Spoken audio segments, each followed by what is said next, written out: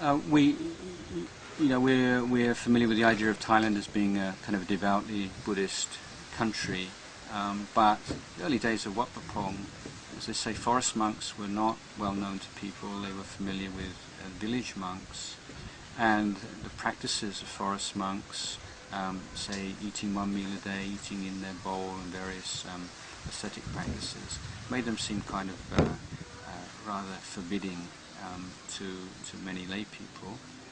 Some would be very inspired with them, of course, but this in turn created some problems with monks in the local village monasteries, where the standards of the discipline not kept very well, in which the monks are often not very inspiring at all.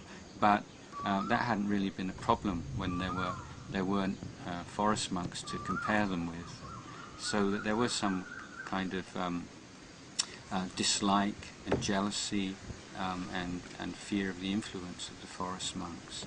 So this was an aspect of life for Ajahn Chah and his community in the early days, sort of diplomatic relations with the Sangha in the towns and cities, who certainly administrative monks can exert power over them, so have to be very careful not to rub people in power up the wrong way. So this is a whole kind of different side of monks' life, isn't it, that you don't probably think about.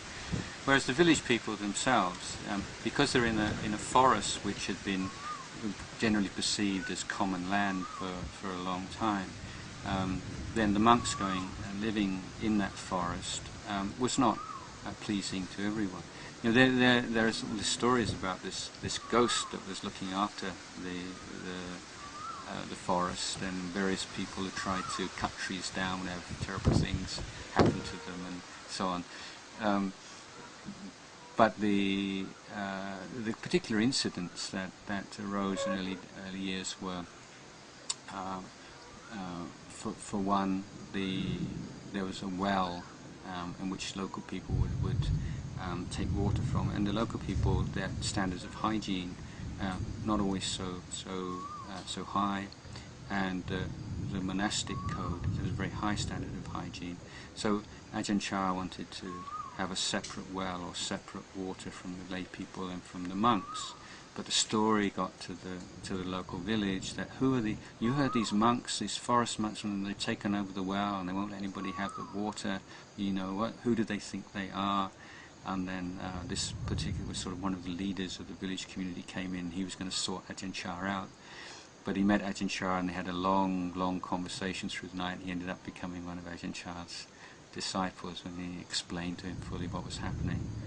Another time, and also almost an echo of something that happened in the Buddhist time, where it was a group of villagers who were unable to hunt in the forest and to gather mushrooms in the same way that they could. Now the monks were there, got very angry with the monks, and a plan was hatched where this young woman would come out from behind a tree while Ajahn Chah was on arms round and give him a hug, and then scream that he'd raped her.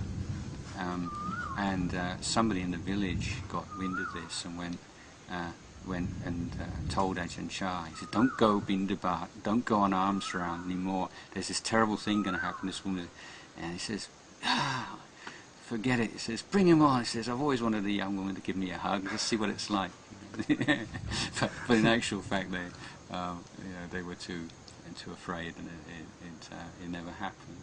And the conflicts about people releasing dogs and animals, stealing fruit from the monastery, and these are all things that Ajahn Chah had to be very subtle and skillful with. And so he had other skills that he had in diplomacy and gradually drawing people in and not being divisive and not being too harsh with things, explaining the reason. This is why we do these things. We don't want dogs being released into the monastery because there are a lot of wild animals here, and we want to keep the wild animals for posterity, for our children's children, and so on. So that worked out. And as far as the local monasteries were going, then he would, as time went on, and the Wat Pong started to receive more offerings. Then anything that was surplus, he'd share it with the local village monasteries, create those kinds of bonds of friendship. And important, once a year, twice a year, he would take the whole sangha of his whole community of monks in to pay respects to the senior administrative monks in the city, to bow and to ask for forgiveness, and then you see, in those days the forest monks didn't have the same kind of prestige and respect that they had. They kind of seemed like kind of ruffians, vagabonds, and people like full of superstition. They don't really know the true teachings. They don't know Pali language. They don't know the suttas, and they just sort of make stuff up as they go along. And so this sense of contempt and dislike for forest monks. Would that just be amongst monks? Yes. More than lay people. And so a turning point was when a monk called Ajahn Mahamon, who you know very well, who was quite a well-known local scholar, gave up his kind of his academic career, as it were, and moved into the forest and declared himself a disciple of Ajahn Chah. And that was quite a big thing for monks in Ubon who knew him or knew about him. That someone who obviously was a good scholar, knew, was that impressed with Ajahn Chah and what he was doing there, that he was willing to become his disciple.